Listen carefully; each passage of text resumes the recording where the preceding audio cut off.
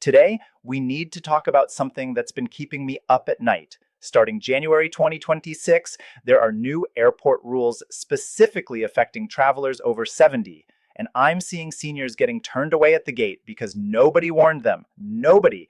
And that breaks my heart because these are preventable situations. You might be thinking, I've been flying for decades. I know what I'm doing. And you're right, you probably do. But here's the thing, the rules changed, not just little tweaks. We're talking about documentation requirements, security procedures, and boarding policies that are completely different from what you experienced even 2 years ago. And if you show up unprepared, you could be denied boarding. Not because you did anything wrong, but because you didn't know about rules that weren't even announced properly. This isn't just theory. This is real-world knowledge from someone who will personally hand you that extra blanket. Who's seen what happens when passengers don't know their rights? Just last month, I watched a 73-year-old gentleman miss his daughter's wedding because his ID didn't meet the new federal requirements. He had no idea the ticket agent had no flexibility and that flight took off without him. I don't want that to be you. If you want more practical travel secrets straight from the galley, please do me a favor and smash that subscribe button right now and tell me in the comments, are you over 70 or are you helping a senior traveler prepare for an upcoming flight? I read every single comment and build my videos based on what you want to know. All right, let's dive in. I'm going to share 11 critical things you need to know before you step foot in that airport in 2026. These aren't suggestions, these are requirements, and I'm going to tell you exactly how to handle each one. Let's start with the one that's catching the most people off guard. Part 1, pre-flight and documentation. Number 1, the new Real ID deadline reality check. Here's what's happening. As of May 7th, 2025, you cannot board a domestic flight with a standard driver's license anymore. It must be a Real ID compliant license. And here's the kicker. Many seniors renewed their licenses years ago and have no idea whether theirs is compliant or not. From my experience in the galley, I've seen this confusion cause more gate delays than weather. Passengers arrive with a license they've had for 8 years and suddenly they're told it's not valid for air travel. The stress, the panic, the missed flights, it's heartbreaking. Here's what you need to do right now. Take out your driver's license. Look at the top right corner. Do you see a star inside a circle or a star inside a cutout of your state? That's the Real ID marker. If you don't see that star, your license will not get you through TSA starting May 2025. Period. Now, if your license isn't compliant, don't panic, you have options. You can use a valid US passport or passport card instead. These are always acceptable. But if you don't have a passport and your license isn't Real ID compliant, you need to visit your DMV now, not next month now, because appointments are already booking out weeks in advance as the deadline approaches. I once had a passenger named Margaret, 76 years old, traveling to see her first great G grandchild. She got to the airport 3 hours early, did everything right, and was turned away at security because her license didn't have that star. She didn't know. Nobody told her. She missed that flight and had to reschedule, costing her hundreds of dollars and missing the baby's first day home. Don't be Margaret. Check your ID today. Number 2, medical documentation you actually need, not what you think. Let me clear up some major confusion. You do not need a doctor's note just because you're over 70. That's a myth. Airlines cannot discriminate based on age alone. However, there are specific medical situations where documentation is now required and the rules tightened in late 2025. Here's the insider truth. If you require supplemental oxygen, use a wheelchair for mobility beyond standard airport distances, or have a condition that might require medical attention during flight, you need to complete a medical clearance form 48 to 72 hours before departure. This is new. It used to be more flexible. The form is called a MAID Medical Information Form, and not every airline calls it the same thing. Delta calls it a Special Service Request. United calls it Accessible Travel Services. American calls it Special Assistance, but they all want the same information. A doctor's signature confirming you're fit to fly. Here's what you need to say when you call the airline. I need to submit medical clearance documentation for my upcoming flight. Can you email me the required form? They will send it. Get your doctor to complete it. Submit it at least 48 hours before your flight. This is not optional. Without it, the gate agent can deny you boarding if they believe you might have a medical emergency in flight. Now, if you're healthy and flying without any medical equipment or assistance, You don't need this. But if you have any doubt, maybe you use a cane, maybe you have a heart condition, call the airline. It's better to have documentation you don't need than to need documentation you don't have. Trust me on this one.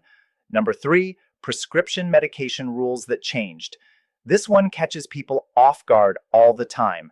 As of 2026, TSA has stricter rules about prescription medications, especially liquids and controlled substances. Here's what most seniors don't know. Your pills need to be in their original prescription bottles, not a pill organizer, not a Ziploc seed bag, the original pharmacy bottle with your name, the prescribing doctor, and the medication name clearly labeled. If you're traveling with a week's worth of pills in one of those daily organizers, TSA can confiscate them. I know that's inconvenient, but here's why it matters. TSA needs to verify that the medication belongs to you and is legal. Without that prescription label, they have no way to confirm it. And with increased security around opioids and controlled substances, they're not taking chances anymore. Here's what you do. Before you pack, separate out the pills you need for your trip and ask your pharmacist for a duplicate labeled bottle. Mosties will do this for free if you explain you're traveling. Keep that bottle in your carry-on, never in checked luggage. Checked bags get lost. Your heart medication cannot get lost. For liquids, things like insulin or liquid antibiotics, you're allowed to bring more than the standard 340, but you must declare them at the security checkpoint. Don't just throw them in your bag and hope they don't notice. Walk up to the TSA officer and say, "I have medically necessary liquids in my bag that exceed 340. They'll pull your bag aside and test the liquids. It takes an extra 2 minutes. That's it. One more thing. If you use injectable medications like insulin or EpiPens, carry a copy of your prescription or a doctor's note. It's not legally required, but it makes the process so much smoother. I've seen passengers get held up for 20 minutes because TSA wasn't sure about their insulin pens. A simple prescription printout solves that instantly. Part 2. At the airport, security and boarding number 4, TSA pre-check for seniors, the free alternative nobody mentions. Everyone talks about TSA pre-check, and yes, it's fantastic. You keep your shoes on, your belt on, your laptop stays in your bag. It's a dream. But did you know that travelers 75 and older get to keep their shoes and light jackets on, even in the regular TSA line? This is a little-known TSA accommodation that started in 2023, and most seniors have no idea about it. You don't need to pay for pre-check to get some of the benefits. If you're 75 or older, you can leave your shoes on during standard screening. You still have to remove your belt if it has a large buckle, but the shoes, nope, keep them on. Here's what you do.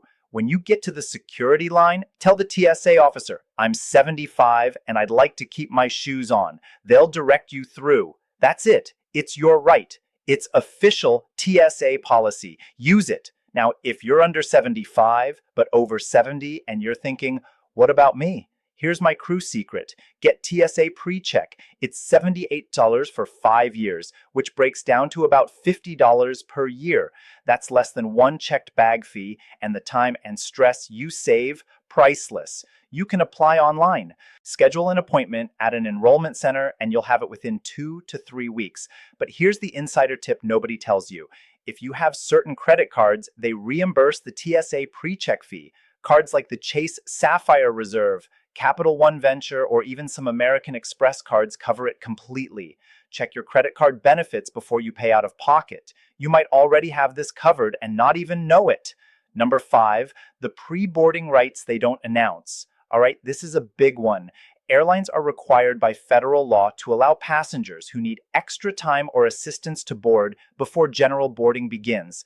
This includes seniors. But here's the problem. They don't always announce it clearly, and many seniors feel embarrassed to ask. Let me tell you something from 15 years in the galley. We want you to pre-board. We would much rather have you settled in your seat before the chaos of general boarding than have you struggling down the aisle with 200 people behind you.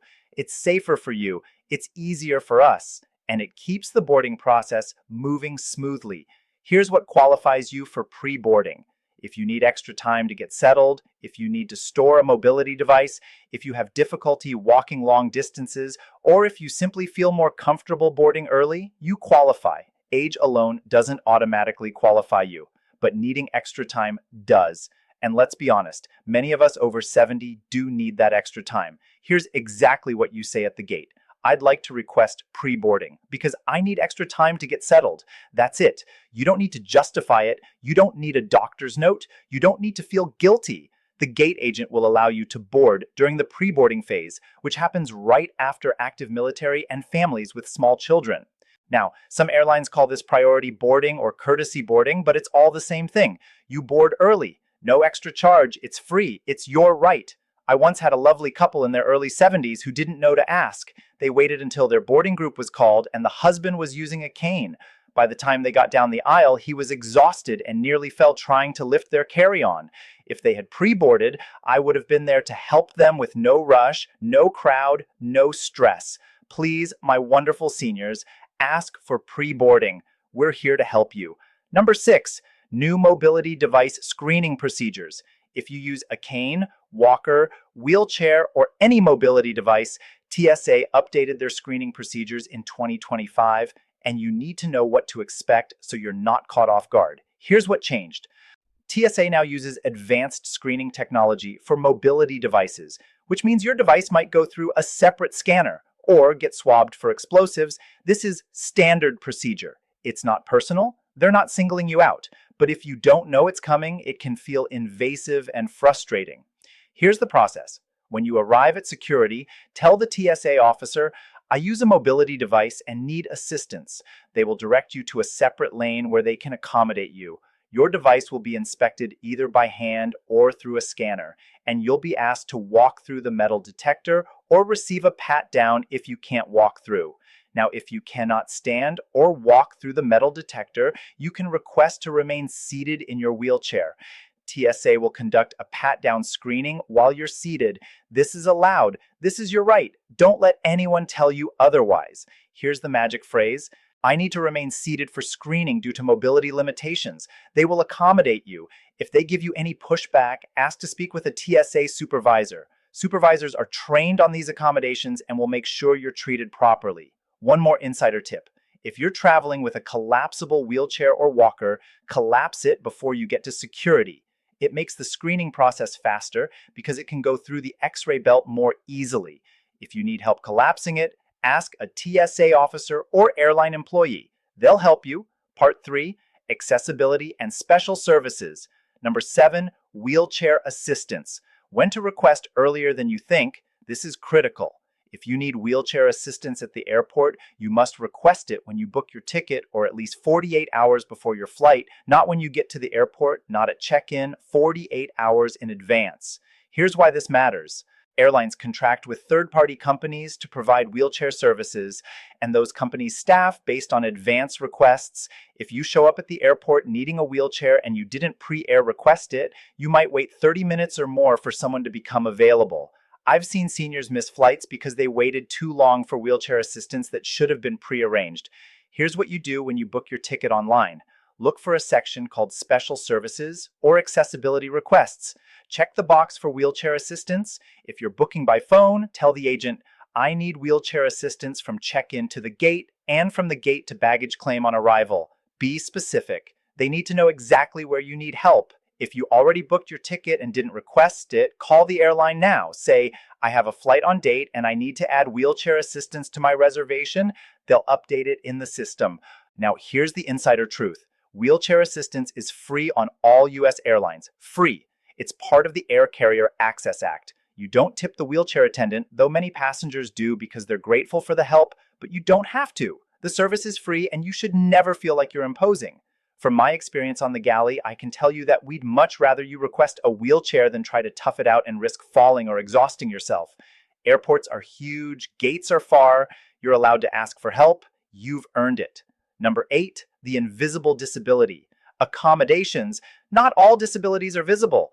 Maybe you have chronic pain, arthritis, breathing issues, anxiety in crowds, or cognitive challenges. These are real conditions that affect your ability to navigate an airport comfortably, and you are entitled to accommodations even if you don't look disabled. Here's what airlines don't advertise. You can request extra time, priority seating, escort services, or other accommodations even without a visible mobility device. The Air Carrier Access Act protects you, but you have to speak up because gate agents and crew can't read minds. Here's what you say. I have a disability that's not immediately visible, and I need specific accommodation. For example, I have severe arthritis, and I need to pre-board so I can store my bag without rushing, or I have anxiety in crowded spaces, and I need assistance navigating security. Airlines are required to provide reasonable accommodations. Reasonable means it doesn't fundamentally change the flight operation. Pre-boarding reasonable extra time. Reasonable requesting a specific seat near the bathroom because you have a medical condition. Reasonable. Asking to sit in an exit row without meeting the requirements. Not reasonable. Bonus tip. Before we wrap up, if you're finding this helpful and you want to make sure you never miss an insider secret that could save your next trip, hit that subscribe button right now. Seriously, do it because I've got so many more tips coming your way. All right, let's do a quick recap of what we covered today. We talked about the Real ID deadline and making sure your license has that star. We covered medical documentation, prescription medication rules, and how TSA PreCheck works for seniors. We went through pre-boarding rights, mobility device screening, and when to request wheelchair assistance. We discussed invisible disability accommodations, companion care seating rules, and how to travel with oxygen or CPAP machines. And finally, we covered connecting flight protection with that meet and assist service. That's 11 things that could mean the difference between a smooth trip and a nightmare at the airport. Bonus tip before I let you go, here's one more insider tip that flight attendants wish more passengers knew. If you're over 70 and traveling alone, tell your flight attendant during boarding. Just a simple, "Hi, I'm traveling alone today and I wanted to let you know in case I need assistance." Why does this matter? Because if there's turbulence, if there's an emergency, if you need help reaching the bathroom or retrieving your bag, we already know to check on you. We're not going to hover or treat you like a child, but we'll keep an eye out. And trust me, in 15 years, I've seen situations where that simple heads up made all the difference. You are the reason we fly. Your comfort and safety are what matter most. Don't be afraid to speak up, ask questions, and advocate for yourself. The crew is there to help you. These accommodations exist because you deserve them. You've earned them. Use them. Now, I want to hear from you. What's your biggest concern about flying as a senior traveler? Is it the security lines, the long walks through the airport, medical equipment? Drop your answer in the comments below. I read every single one. And your questions help me create content that actually serves you. If you found this video helpful, please share it with a senior traveler in your life who needs this information. Send it to your parents, your grandparents, your neighbor who's planning a trip. This information could save someone's vacation or even prevent a serious injury. And if you haven't already, hit that subscribe button and ring the notification bell so you never miss an insider secret. I've got videos coming up on how to get free upgrades, what to do if your flight gets canceled, and the crew secrets airlines don't want you to know. Thank you so much for flying with me today. I'm US Movin' Money. Don't forget to subscribe, and I'll see you in the next